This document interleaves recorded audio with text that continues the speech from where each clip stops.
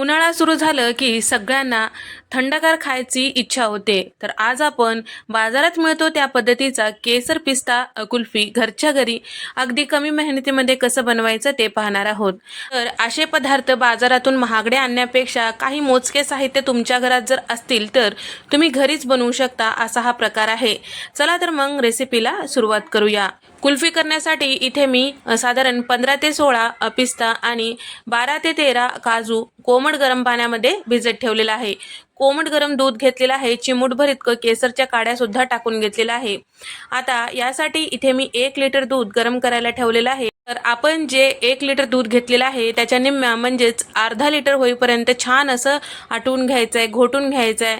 कडेला जर साय येत असेल तर छान असं मोडून यामध्ये मिक्स करायचं आहे. सतत ढवळत राहायचं आहे. तर या ठिकाणी आता हे दूध थोडंसं आटेपर्यंत भिजत ठेवलेले काजू पिस्त्याचे जे काप आहेत ते आपल्याला मिक्सरच्या भांड्यामध्ये हलकंसं रवाळ फिरवून घ्यायचं आहे.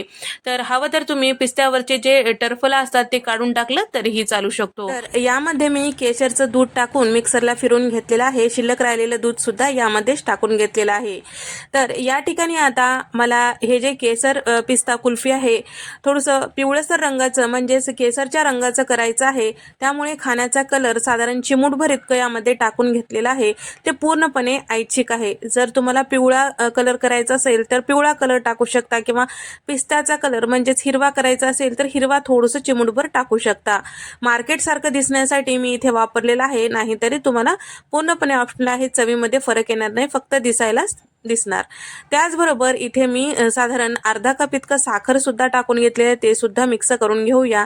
सगळं मिक्स करून घेतल्यानंतर यामध्ये मी इथे टाकत आहे साधारण कपभर इतकं दुधावरची साय.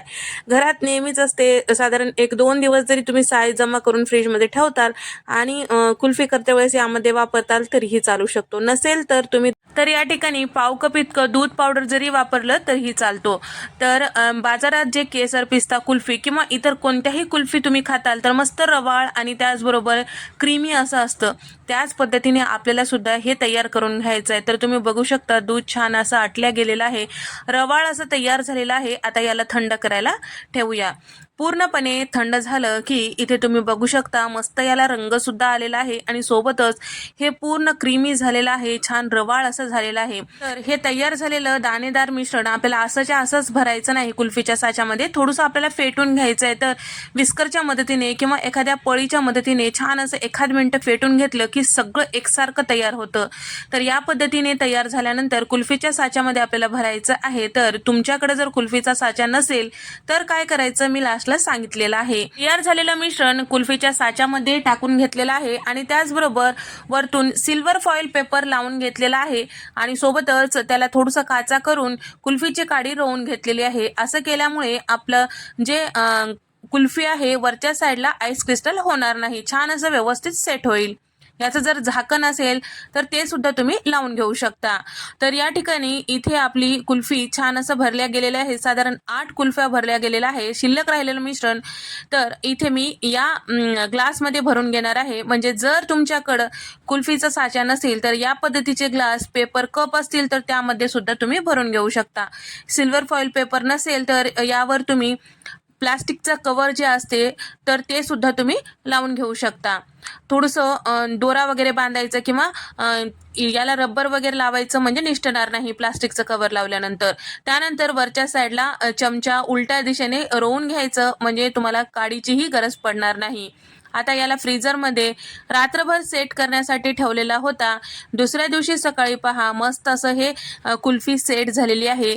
तर कुल्फीवाल्याप्रमाणेच आपण थोडंसं पाणी घेतलेलं आहे आणि तयार झालेलं जे कुल्फीचं हे साचा आहे त्यामध्ये थोडंसं गोल गोल फिरवून घेतलेलं आहे आणि हाताच्या मदतीने याला थोडंसं रब करून घेतलेलं आहे. तर इथे तुम्ही बघू शकता मस्त अशी रवाळ दाणेदार आपली कुल्फी तयार झालेली आहे. तयार झालेल्या कुल्फीवर थोडंसं केसरच्या काड्या आणि पिस्त्याचे काप टाकून घेतल्यानंतर काय मस्त दिसत आहे तुम्ही बघू शकता. बाजारातून आणायची काय गरज आहे, एवढं मस्त आपल्याला घरीच करता येतो. नक्की ट्राय करून पहा. साध्या सोप्या पद्धतीने तुम्हाला बनवता येईल. तर याच पद्धतीने आपण ग्लासमध्ये भरलेलं सुद्धा अगदी व्यवस्थितशीर झालेलं आहे. तुम्ही बघू शकता कुठेही आईस क्रिस्टल वगैरे जमा झालेलं नाही. जर दूध पातळ असेल किंवा त्यामध्ये पाण्याचा अंश असेल तरी सुद्धा तुमचा कुल्फी जे आहे ते बर्फ झाल्यासारखं तयार होतो. कुठल्याही पद्धतीची कुल्फी करत असाल तर दुधामध्ये पाण्याचा अंश कमीत कमी असायला पाहिजे आणि त्याचबरोबर ज्या कोणत्या ग्लासमध्ये साच्यामध्ये तुम्ही हे कुल्फी सेट करत आहात त्याला व्यवस्थित कव्हर करायला पाहिजे, म्हणजे तुमची कुल्फी जी आहे मस्त होईल. तर या कुल्फीला मी म्हशीचं दूध घेतलेलं आहे. तुम्ही पॅकेटचं दूध जरी घेतलं तरी काय हरकत नाही, फक्त थोडं जास्त वेळ घोटून घ्यावं लागेल. तर जेवढं तुम्ही छान व्यवस्थित घोटून घेताल तेवढं तुमची कुल्फी मस्त दाणेदार होईल. व्हिडिओ आवडल्यास लाईक करा, शेअर करा, सबस्क्राईब करायला मात्र विसरू नका.